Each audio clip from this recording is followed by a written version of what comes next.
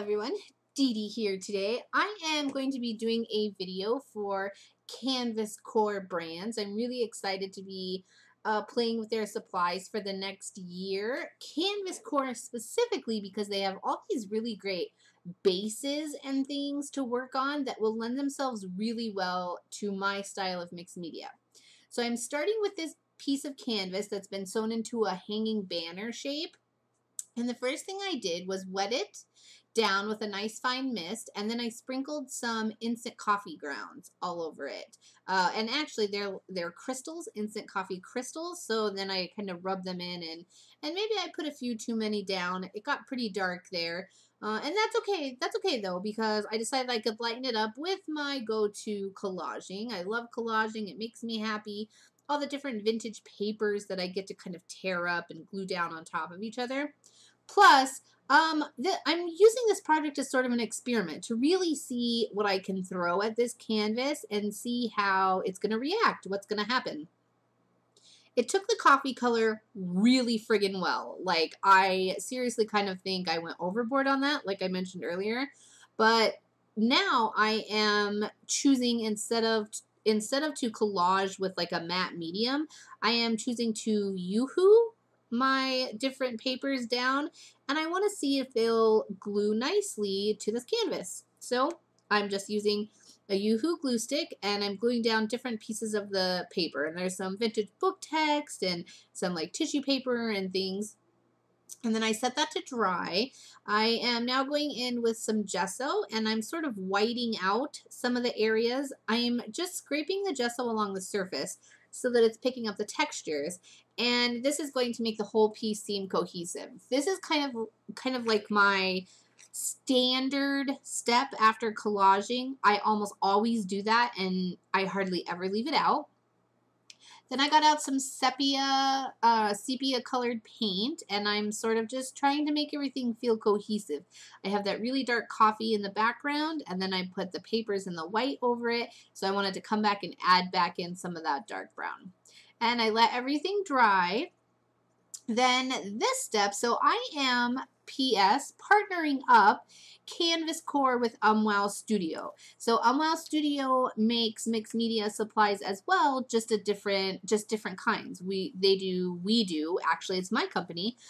We do chipboard and stencils and flare, and Canvas Core does really great things out of canvas and burlap and craft and really great things like that.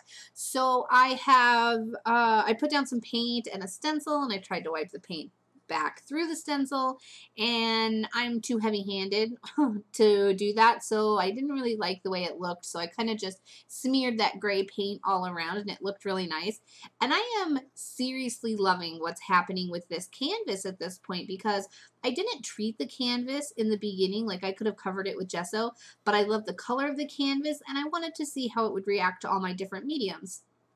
So I did not treat it, and it is like taking all these mediums like a champ, and it's kind of grungy, and it's really grabbing those mediums and really soaking them up, and it is just really incredible. I got out this piece of chipboard from Wow Studio. In the end, it doesn't actually make it into the project, which is kind of funny because I'm focusing everything around using this chipboard piece at this point, but that's okay because I'm happy with the end result. I used some black paint, and I kind of blotted out the middle where I thought that cicada chipboard piece was going to go. And then I used a white Sharpie to create some mark making. I'm also doing a little bit of splattering here, creating a nice big drop. Right there you could see how just like immediately it soaked into that canvas. It's super cool. I really love this canvas, and I'll definitely be using it more from here on out. Then I put down some masking tape, and you can see I'm still kind of concentrating things around the shape of that cicada, and in the end it really is okay. I enjoy the end product. It's not my absolute favorite, but it definitely, I learned some things. I layered up all my favorite mediums and supplies, and played with some new ones, and it's fun. It's an experimental project, and I do like the end result. I'll have to figure out how I'm going to use that. I put down the masking tape, and then I put down some Stabilo Marxol, and I added some water and kind of scribbled that Marxol all around so that the masking tape looks all distressed. Now the Marxol will always be water reactive, and the masking tape is a resist, so it's kind of like a cool watery effect on top. I am now using another Unwild Studio stencil. This time I stick with it and some heavy gesso. I am kind of creating a horizon line now at this point. That's what's going through my head. I'm thinking it would be cool to have a horizon line, and I want to add some color in, and it's going to be really neat. So I use the pattern of the stencil, and then I really heat set that. It has to be dry before you start adding in other things, otherwise the gesso just starts to smear around, and then it's not a very pretty picture, not gonna lie. I had just a tiny bit of gesso sitting there, so I decided to bring back some more of the stark white. Like I said, I'm just kind of throwing everything at this, and I don't know why. Like, as I look back on this video, I think, man, I would have really loved that cicada there. But while I was doing the project, I ended up thinking that he just wasn't really going to work out. I'm not sure why. Maybe I'll have to peel up some of my pieces that are on there and see if I can't get him glued down later. Anyways, I am using some turquoise paint, some teal paint. It's kind of my go-to. I love vintage colors and then with a pop of color. And I really like how the page is sort of segmented at this point. It's really fabulous. I put some paint down and I add some water, and I kind of just get it to move around and be fluid and have some flow to it. It's really fun. Making sure everything's drying, and that, you kind of saw me put my hand out. At that point, I was trying to decide if everything would look better if I cut it apart. I mean, it's a project. I'm kind of experimenting, and I may still cut it apart. Who knows? I love all the different pieces. I just don't know that I necessarily feel it's super cohesive yet. I am going back in with some gesso and highlighting that stencil texture that we got. This is also one of my sort of go-to moves. I really love to put some 3D whatever modeling paste or heavy gesso down, and then douse it in color, and then re-highlight the texture. It's really fun.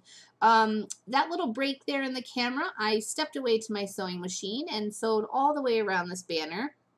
It is now no longer a banner. You cannot put something through the top of it, and that's okay, because sometimes you just got to go with your gut. Then I pulled out these fantastic architecture rub-ons from 7 Gypsies. Phenomenal. They're so cool. They come on this really cool craft paper. They are just delightful. They come off so easy. I only used my fingernail. The rub-on was so easy to use. I did seal it with some clear gesso so that it didn't peel up off of my masking tape, because as I mentioned earlier, masking tape is super resistant. Like, it's like things don't really stick to it, which is why it's used in a lot of art projects, or like to hold pictures down and things like that. And then now I'm going back to some Unwild Studio chipboard. So I decided to set that cicada to the side, and I use the Inspire, and even now I'm kind of thinking maybe I'll go back and see if I don't like the way that guy looks. These chipboard pieces, they're layered chipboard pieces designed by me, and they are meant to be layered on top of each other, and you get these really cool 3D effects. And because our chipboard is craft colored, it lends itself really well to everything that's happening with 7 Gypsies and Canvas Core and Tattered Angels. And also, you can use all of their mediums to color. I'm just using some black paint and some gel medium to adhere the layered pieces together, and then put them on the page there. So thanks so much for joining me. That's my first project. I'm so glad you were here. Feel free to find me on YouTube if you're watching this on the Canvas Core blog, and subscribe.